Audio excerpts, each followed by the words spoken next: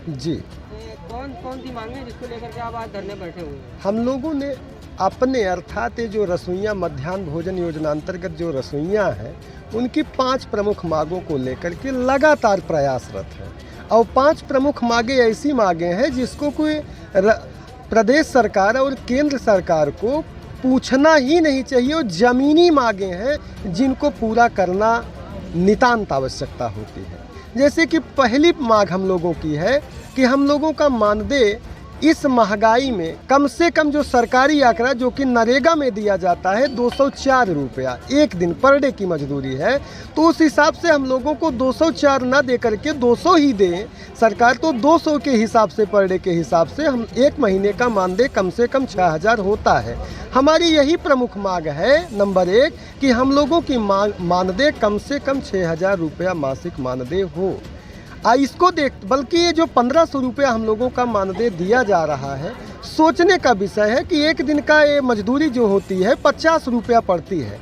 आज मार्केट में चले जाइए तो 50 रुपये में 1 किलो सब्जी लेना कठिन हो जा रहा है।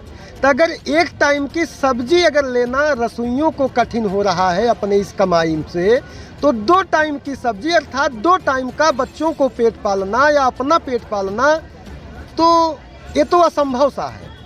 तो इसलिए हम लोगों की प्रमुख मांगें हैं कि कम से कम इस महंगाई को देखते हुए रसोइयों का मानदेय 6000 रुपया कम से कम हो।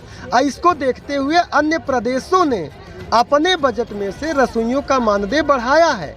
जैसा कि हरियाणा में 2500 है, कर्नाटक में 2700 है, चंडीगढ़ में 3000 है, केरल में 9000 है, लक्षद्वीप में 9.5 है, पांडिचेरी में 19000 है। तो इस समय ऐसे ऐसे प्रदेश और केंद्र शासित प्रदेश हैं जहां रसोइयों का मानदेय उत्तर प्रदेश के रसोइयों से बढ़ा हुआ है, वहां की सरकारें दे रही हैं। इस समय उत्तर प्रदेश में योगी और देश में मोदी अर्थात दोनों बीजेपी की सरकारें हैं।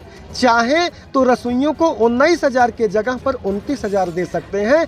इतना इस समय इनके पास अपार शक्ति है, संसाधन है, बजट है, सहमति है, सुलह है। केवल नियत और रसोइयों के प्रति इनकी अनिच्छा की जो भावना है, इसीलिए रसोइया लोग आज इस सड़कों पर, आज इस खुले आसमान के नीचे आज अपनी बात को लेकर के बिलख रहे हैं।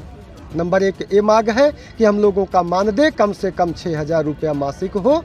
और नंबर 2 ये ऐसी सरकार है कि हम लोगों से काम 11 महीना लेती है, लेकिन उसके बदले मानदेय मात्र 10 महीने का देती है।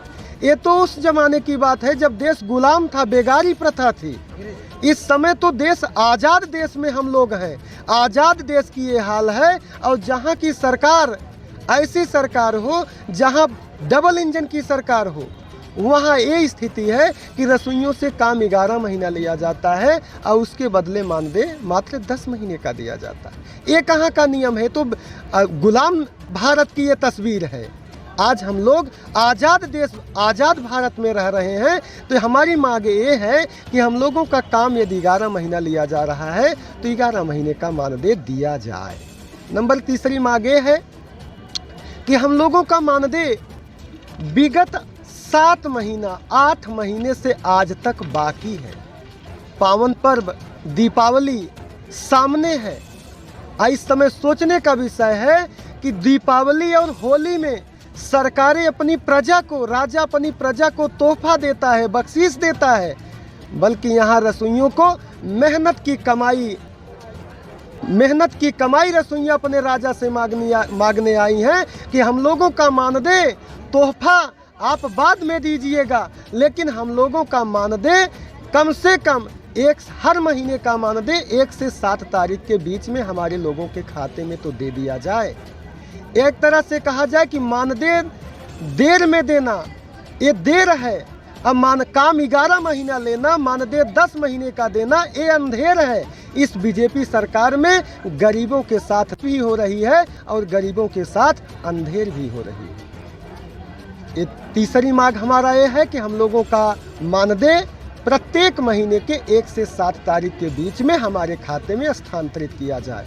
नंबर 4 मांग ये है कि हम लोगों को काम, जैसे कि जो विद्यालयों में 1500 रुपया में जो मध्याह्न भोजन का संचालन, मिड डे मील जो भोजन बच्चों को बनवाया जाता है, उसको बनवाने के बावजूद अलावा विद्यालयों में हमको भोजन के अलावा भी काम कराए जाते हैं, जैसा कि बाथरूम साफ करवाना। ऐसे ऐसे स्कूल हैं जिसमें जब विद्यालय की बाउंड्री बनती है, इंटरलॉकिंग होती है, कोई और काम होता है, तो लेबर ना करके रसोइयों से लेबर का काम लिया जाता है।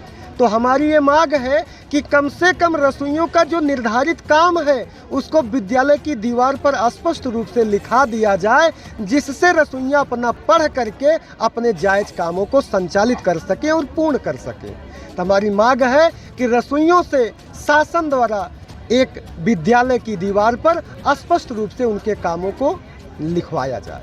और नंबर 5वां मांगे है कि आज आंगनबाड़ी और आशा को वर्ष में 2 सेट ड्रेस दिया जाता है, और वो भी गांव की महिलाएं हैं। आज भारत सरकार और प्रदेश सरकार महिला सशक्तिकरण और तमाम ऐसी योजनाएं, महिलाओं में स्वावलंबन की भावना जागृत करने के लिए तमाम योजनाएं चला रही हैं। जैसे गांव में स्वयं सहायता समूह चला रहे हैं, उससे गांव में महिलाओं में एक स्वाभिमान की भावना पैदा हो रही है, वो अपने को रोजगार में से जोड़ रहे हैं। लेकिन इन रसोइयों के लिए, जैसे कि आंगनबाड़ी और आशा के लिए, अगर आपके पास साल में 2 सेट कपड़ा, 2 सेट ड्रेस देने की व्यवस्था है, तो इन 95% जो महिलाएं, 5% पुरुष हैं, 95% महिलाएं हैं, इन भी महिलाओं को वर्ष में 2 सेट ड्रेस दिया जाना नितांत आवश्यक है। यहाँ तक कि आपको बताएं, अपने भारत की ये संस्कृति है, भारतीय संस्कृति कहती है कि जहाँ महिलाएं जाती हैं उनको विदाई में पैसा दिया जाए कि ना दिया जाए, लेकिन उनको विदाई के समय जो भारतीय संस्कृति कहती है कि विदाई के समय उनको एक से एक वस्त्र दिया जाता है, उससे वो विदाई के समय में अपने आप को गौरवान्वित महसूस करती हैं। ये भारत की संस्कृति है।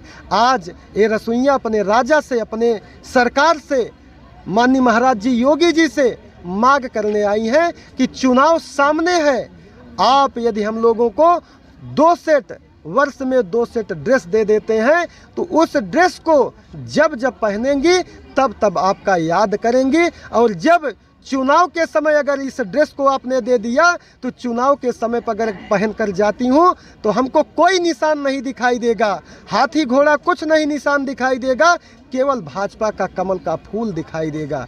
इसलिए हमारी मांगे हैं कि हम रसोइयों